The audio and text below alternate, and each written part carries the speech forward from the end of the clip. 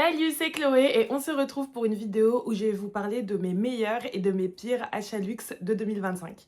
Et je voulais commencer par vous souhaiter une très belle année 2026. Je sais qu'on est en février au moment où vous voyez cette vidéo, mais j'ai pris une très grande pause de YouTube.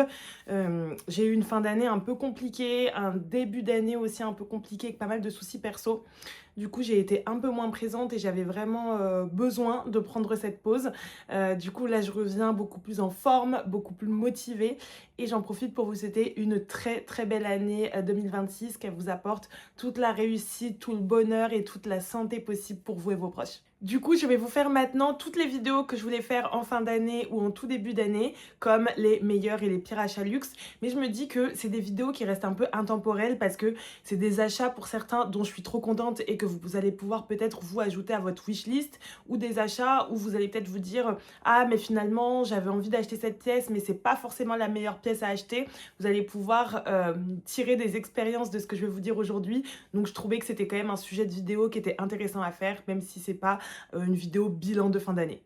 On va commencer avec les meilleurs achats. J'ai plus de meilleurs que de pires achats parce que tous mes achats luxe, ils sont assez réfléchis et de plus en plus au fil des années. J'ai commencé à acheter du luxe il y a environ 10 ans. Donc j'étais beaucoup plus jeune, j'avais des goûts qui étaient moins affirmés, je savais un peu moins bien ce que je faisais, j'étais beaucoup plus sensible aux tendances. Mais maintenant, mes achats sont de plus en plus réfléchis, donc j'ai beaucoup moins de regrets. Donc il y a quand même plus de meilleurs achats. J'ai pas mis tous mes meilleurs achats dans cette vidéo. J'ai vraiment gardé ceux que j'ai le préféré et que j'ai le plus porté cette année. Il y a bien d'autres choses que j'ai achetées et que j'ai adoré. Mais du coup, voilà, on commence avec les meilleurs achats tout de suite. Première chose, on va commencer avec un sac à main.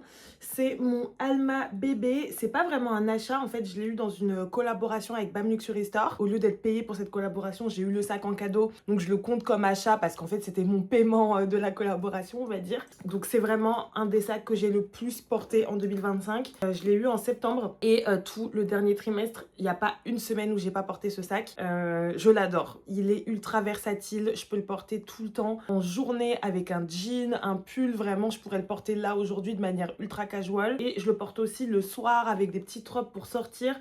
La journée, je vais plutôt le porter en bandoulière. Le soir, plutôt à la main. Il est ultra pratique, il est très grand, on met beaucoup de choses à l'intérieur. Franchement, je l'adore. Et même pour voyager, c'est un sac que j'ai beaucoup pris parce que justement, quand on voyage, on n'a pas envie de prendre 10 000 sacs. Et on a besoin de sacs comme ça qui peuvent être portés le soir si on veut se faire un resto un peu chic, la journée pour tous les jours.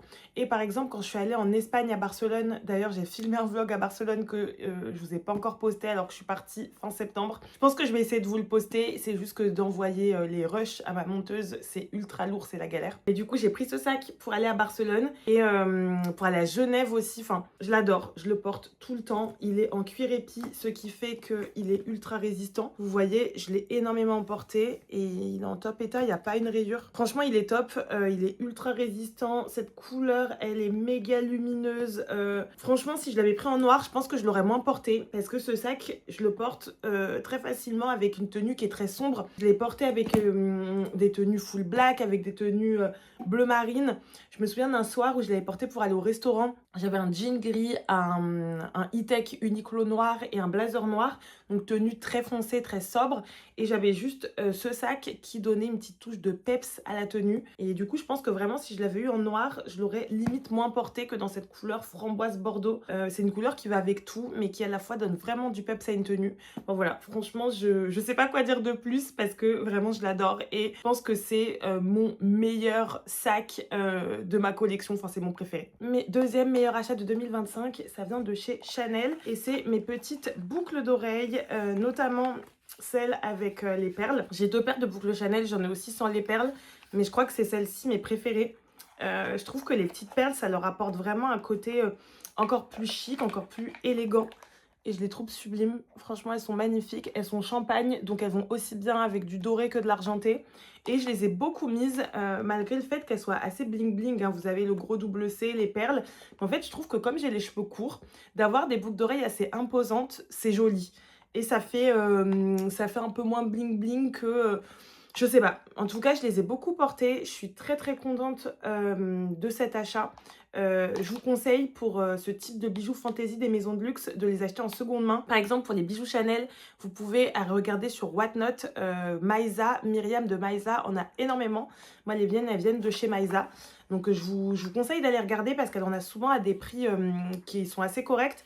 Je crois que celle-là, elle les vend autour, des 350-400 €. Et celles où il n'y a pas les petites perles, elles sont même encore moins chères. Je pense qu'entre 300 et 500 €, vous avez pas mal de boucles d'oreilles Chanel.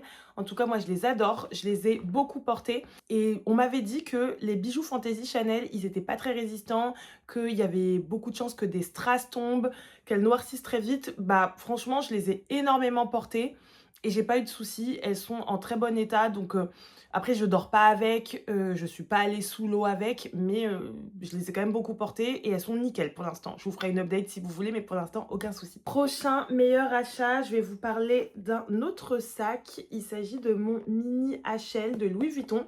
Je l'ai aussi acheté sur Whatnot. Je l'ai acheté à Lola Collective, ce sac-là, cet été, je crois en juin. D'ailleurs, je vais vous remettre dans la barre d'infos de cette vidéo mon lien de parrainage Whatnot parce que c'est vrai que j'ai fait beaucoup de très bonnes affaires luxe sur Whatnot cette année et je vous en parle souvent, mais il y a beaucoup de très bonnes affaires qu'on peut faire avec les enchères à partir de 1 €. Par exemple, les boucles d'oreilles Chanel, je vous dis, je les ai eu à un prix que je trouve très abordable. Ce sac-là, il était full set, il y avait la bandoulière, etc. Je l'ai eu à 700 €, donc pareil, très bon achat. Souvent, les mini HL, ils sont plutôt aux alentours de 900 000 €. Donc, je vous remets mon lien de parrainage Whatnot. Ça vous donne moins 15 € sur votre première commande. Et moi, je fais très souvent des lives aussi sur la plateforme où je vends aussi mes sacs de luxe, mes vêtements. Donc, voilà, petit aparté. Mais ce sac, je l'ai énormément porté. Je ne pensais pas le porter autant parce qu'il est très petit. Mais même s'il est petit, on met beaucoup de choses à l'intérieur. Honnêtement, moi, je mets tous mes essentiels du quotidien. Là, j'ai mis un petit dust bag à l'intérieur pour le remplir. Hop là. Mais même s'il a l'air minuscule, je mets beaucoup de choses à l'intérieur. J'avais filmé un Reels où je vous montrais ce qui rentrait dedans et je mets plein de choses. Mes clés, ma batterie externe, mon téléphone rentre aussi, un gloss, enfin je mets beaucoup de choses. Il est très facile à porter parce que déjà il est en toile enduite, donc on n'a pas peur de l'abîmer. Les parties en cuir, moi quand je l'ai eu, elles étaient déjà tannées, donc en fait j'avais pas peur de les tacher beaucoup plus. On peut le mettre au creux du bras, au creux de la main. On a aussi sa bandoulière qui permet de le mettre en crossbody. Donc je trouve que c'est un sac facile en fait. On peut vraiment le porter dans plein d'occasions. Moi je l'ai beaucoup porté cet été. On n'a pas peur de l'abîmer encore une fois. Et ça c'est trop cool. Enfin les sacs de luxe qu'on a peur d'abîmer parce qu'ils sont en daim, parce qu'ils sont blancs, on va souvent moins les porter. Donc franchement un des sacs que j'ai le plus porté, surtout cet été et au début de l'automne. Là je l'ai un peu moins porté cet hiver. Je l'ai ramené exprès pour cette vidéo. Mais c'est vrai que cet hiver je l'ai moins porté.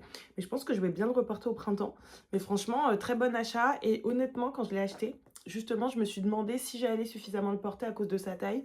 Et je me suis même dit, ça se trouve, je vais le revendre très vite parce que j'arriverai pas à le porter. Et comme quoi, je l'ai énormément porté et je suis très très contente de cet achat.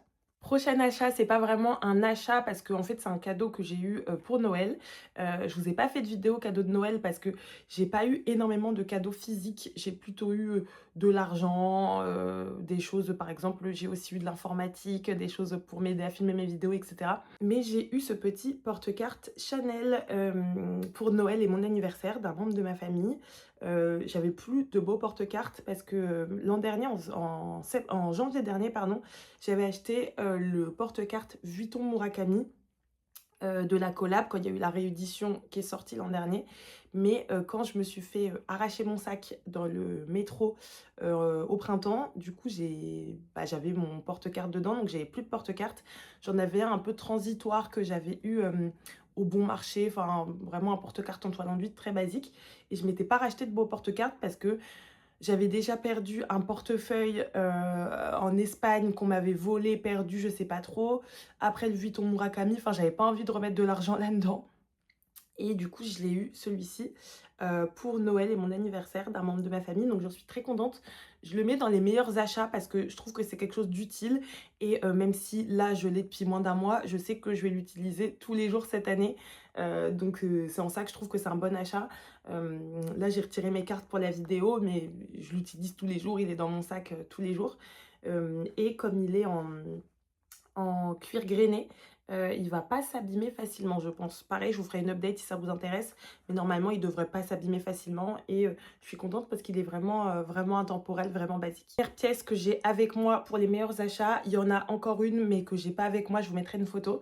C'est mon sac Mini Evelyne, mon sac Evelyne 16, que j'ai énormément porté cet été. C'est le sac que j'ai le plus porté. Franchement, je pense que je l'ai porté pendant un mois non-stop. En juillet, je le portais tout le temps, comme il a fait trop beau cet été. Et je pensais pas le porter autant parce qu'il est blanc. Et les sacs blancs, on le sait, ça s'abîme. C'était un peu un coup de poker de prendre ce sac, mon seul et premier sac Hermès en blanc. Mais en fait, ça fait que je le porte qu'en été, quasiment. Là, je l'ai ramené exprès pour la vidéo, mais sinon, je ne l'ai pas porté, je crois, depuis le mois de septembre. Mais je le porte tout le temps en été, en fait. Je l'ai porté avec des petites robes claires, je l'ai porté aussi avec des pantalons blancs, et il ne s'est pas énormément abîmé. Les seules parties où il y a vraiment des traces, c'est ici, vous voyez. Mais parce que ça frotte avec la bijouterie. Mais sinon, le reste du sac, je l'inspecte là, mais il n'y a pas de traces. Il n'a pas d'étain, mais après, je fais attention. Je ne le porte pas avec des jeans. Enfin, je fais assez attention qu'il n'y ait pas de matière qui déteigne dessus. Mais vraiment, les seuls endroits où ça a marqué, c'est là. Et je pense que si je nettoie avec mes produits Luxury Care, ça partira. Mais c'est normal avec la bijouterie que ça frotte. Mais franchement, très contente de ce sac. On peut mettre beaucoup de choses à l'intérieur, malgré encore une fois sa petite taille. Moi, je mets vraiment tous mes essentiels dedans, batterie externe, clé, gloss, téléphone. Et je le trouve très beau, très mignon. Et vous pouvez aller voir sur mon Instagram, hein, il y a plein de photos où je le porte. Mais vraiment un des sacs que j'ai le plus porté et un des sacs que j'aime le plus. Vraiment, je l'adore et c'est un achat que je ne regrette pas du tout. Et dernier meilleur achat de cette vidéo, c'est ma gabardine Burberry. Je vous avais fait un unboxing sur Instagram. Je ne l'ai pas avec moi au moment où je filme, mais je vais essayer de vous mettre des passages vidéo de l'unboxing. Et en fait, cette gabardine, je l'ai achetée cet été en vacances dans une friperie d'une petite ville du sud de la France. Et je l'ai achetée 30 €, je crois, un truc comme ça. Donc vraiment une bouchée de pain pour une Burberry authentique. Parce qu'elle est bien authentique, je l'ai fait authentifier par une copine qui revend beaucoup de pièces Burberry sur son site et sur Whatnot. Donc j'étais trop contente et je l'ai énormément mis. Cet automne, c'était la veste que je mettais le plus. Là, comme c'est l'hiver, que c'est plutôt les grands manteaux, etc., je ne l'ai pas avec moi, mais vraiment je l'ai mis tout le temps et un des meilleurs achats parce qu'en plus je l'ai eu à un prix ultra abordable. Les gabardines Burberry en neuf, ça coûte 900 € je crois à peu près et en seconde main sur Vestiaire Co etc. on en trouve dans les 200, 300, 500 €. Donc à 30 €, ça défie toute concurrence et franchement je l'ai beaucoup mise et c'est vraiment un indispensable. Je pense que je vais la garder toute ma vie. C'est pas le genre de choses dont je vais me lasser, qui va passer de mode. C'est un joli trench. Enfin, je veux dire, je pense que vraiment, dans 10, 15 ans, si j'en prends soin, je pourrais encore la porter. Donc franchement, un très bon achat que je vais garder longtemps. Ensuite, on va passer aux pires achats. Il y en a deux que j'ai plus parce que je les ai vendus, parce que c'était pas des pires achats pour rien, c'est que j'arrivais pas à les mettre. Et moi, j'ai pas de mal à vendre les choses, même assez rapidement. Lorsque je ne porte pas, ça s'en va et je préfère vendre plutôt que d'entasser et de garder des choses pour rien. Je préfère vraiment donner une seconde vie à mes articles que de les garder et de les entasser pour rien. Donc premier pire achat, c'est mon sac Gucci bambou avec la anse en bambou. C'est un sac de seconde main que je trouve magnifique encore aujourd'hui. Le seul problème, c'est que j'ai pas fait attention lorsque je l'ai acheté, mais l'intérieur du sac s'effritait et dès que je mettais quelque chose à l'intérieur, ça ressortait noir. Pareil, si je mettais ma main dedans, ma main elle ressortait toute noire. Et en fait, c'était chiant parce que j'ai essayé de le nettoyer, j'ai essayé de faire un devis pour le faire refaire, ça coûtait 2 fois le prix du sac. Quand je le nettoyais, ça partait pas et à un moment, ça m'a saoulée parce que je pouvais pas le mettre en fait, ou sinon c'était vraiment de le porter pour de la déco, mais dès que je mettais des affaires à l'intérieur, ça ressortait noir, je passais ma main dans le sac, ma main ressortait noire, enfin ça m'a saoulée, je prenais aucun plaisir à le porter. Du coup, c'est un sac que j'ai vendu à l'une d'entre vous sur Whatnot d'ailleurs, en parlant bien de ce défaut, hein. J'ai bien dit que l'intérieur s'effritait, donc la personne l'a acheté à un tout petit prix. Donc franchement, c'est très cool parce que la personne l'a acheté en connaissance de cause à un petit prix. Je sais pas si elle arrivera à régler ce problème ou pas, mais en tout cas, elle le savait. Et moi, c'est vraiment un sac que je portais pas. Donc, je regrette pas de l'avoir vendu parce que en vrai, j'arrivais pas à le porter, ça m'énervait. Mais c'est quand même un sac qui est très très beau. Et je pense que si j'arrive à en retrouver un dans un bon état, il y a des chances que je le rachète parce que vraiment, je le trouvais très très beau ce sac. Je vais essayer de vous retrouver des photos ou des vidéos, mais il était vraiment magnifique, je l'adorais. Et deuxième achat que j'ai déjà revendu, c'est ma broche Saint-Laurent. En fait, c'était sur ma wishlist, je voulais absolument une broche Chanel ou Saint-Laurent, mais c'était pas mes couleurs. J'arrivais pas à la mettre, c'était pas mes couleurs. Les broches Saint-Laurent que je préfère, c'est celles qui sont vraiment toutes dorées, pas avec d'autres couleurs. Du coup, j'arrivais pas à la porter, franchement. Dès que j'avais envie de la porter, ça allait pas avec mes tenues, c'était pas mes couleurs. Du coup, j'ai préféré la revendre. Donc pareil, je l'ai revendue lors d'un vide dressing sur Whatnot. Et je pense m'en racheter une, soit Chanel, soit Saint-Laurent, mais dans tout doré, je pense. Ou si c'est Chanel, peut-être avec des perles pour aller avec mes boucles d'oreilles. Je sais pas trop, mais j'ai toujours envie d'avoir une jolie broche pour mettre sur mes carrés, sur un bonnet. Enfin, c'est toujours quelque chose que j'ai envie de m'offrir. Prochain achat que je me classe dans mes pires achats, c'est ce carré-là de chez Hermès. Je voulais un carré jaune parce que j'adore le jaune, mais je trouve que le jaune et le vert, ça va pas forcément super bien ensemble. Et que là, le beige, ce jaune-là, enfin je sais pas, je trouve que les couleurs vont pas très bien ensemble. Donc je crois que je l'ai jamais porté depuis que je l'ai acheté. C'est pour ça que je le mets dans les pires achats. Après, franchement, je l'ai pas eu cher parce que je l'ai eu grâce à une copine qui bossait chez Hermès à l'époque. Donc il me l'a pris au ventes du personnel. Donc je crois que je l'ai eu à genre 70 euros. Donc c'est pour ça que je le garde et que je le vends pas. Parce que je me dis que même si je le porte pas, je pourrais le donner à quelqu'un de ma famille, l'offrir en cadeau. Enfin, à ce prix-là, ça vaut pas le coup de s'en séparer, honnêtement. Parce que en seconde main, les carrés Hermès, ça se revend pas très cher. Donc je me dis que si c'est pour leur revendre une bouchée de pain, ça sert à rien. Donc autant le garder. Mais c'est vrai que je le porte pas et j'ai du mal à le porter parce que je trouve que les couleurs elles vont pas super bien ensemble.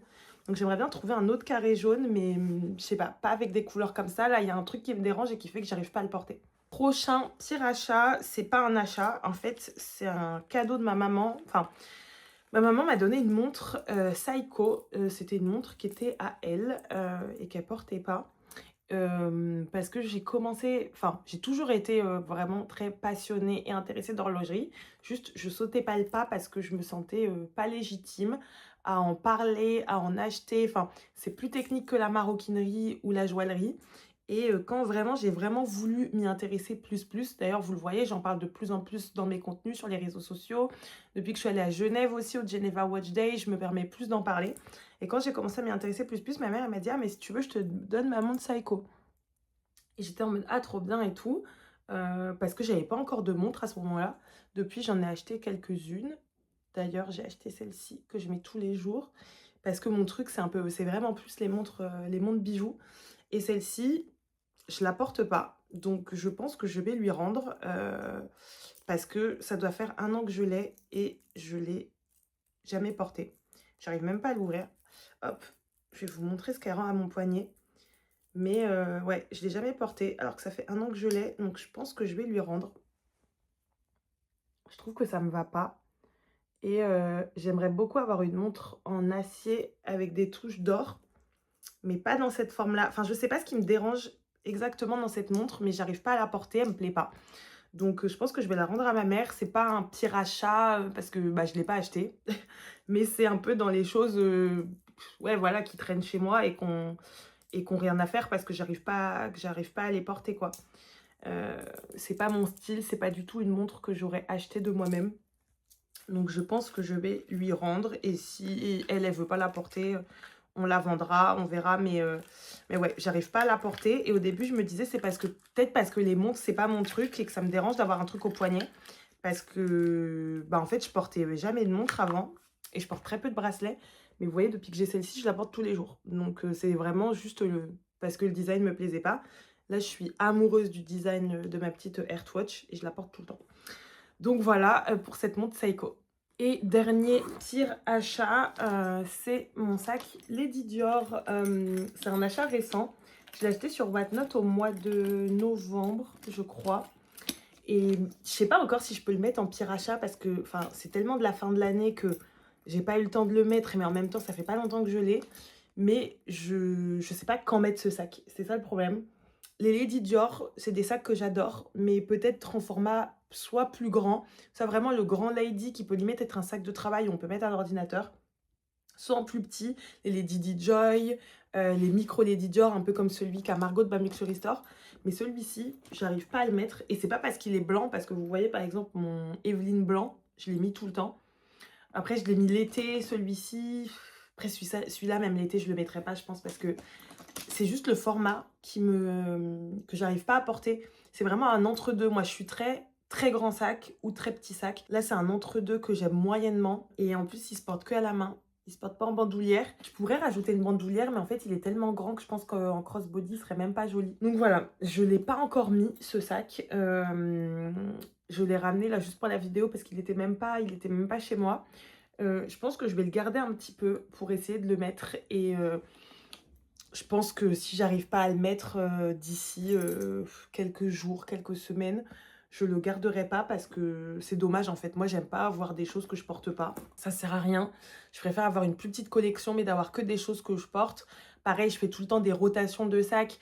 C'est un peu chiant les sacs. De les ramener chez moi, de les ramener à d'autres endroits ou parce que je garde pas tout chez moi.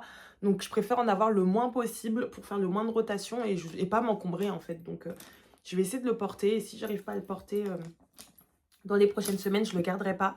Mais c'est dommage parce qu'il est beau. J'adore le Lady Dior. C'est mon premier Lady Dior, c'est mon premier sac Dior. Je l'ai eu sur Whatnot aussi à un très bon prix. Donc c'est une très bonne affaire. Mais bon, si j'arrive pas à le porter, je vais pas le garder quoi. Donc voilà, c'est pas un achat que je regrette parce que franchement je l'ai eu à un bon prix et que je rêvais d'un Lady Dior depuis longtemps. Donc à ce prix là je me suis un peu laissée tenter. Mais du coup ouais, j'ai pas super réfléchi à la taille. Ou soit j'aurais dû prendre un plus grand, limite pour l'utiliser en sac, limite sac à ordinateur. Soit j'aurais dû prendre un plus petit. Après un plus petit vous me direz je l'aurais jamais eu à ce prix là parce que les plus petits ils sont... c'est des plus récents souvent et du coup ils sont plus chers. En tout cas, c'est comme ça. Je vais essayer de le porter. J'ai pas envie de le vendre parce que je vous dis, j'adore les Lady Dior. Mais je veux pas garder un sac que je porte pas. Ça, c'est une règle chez moi. C'est si je ne porte pas, ça s'en va. Soit je donne, soit je vends. Donc, je vous ferai une update si je garde ce sac.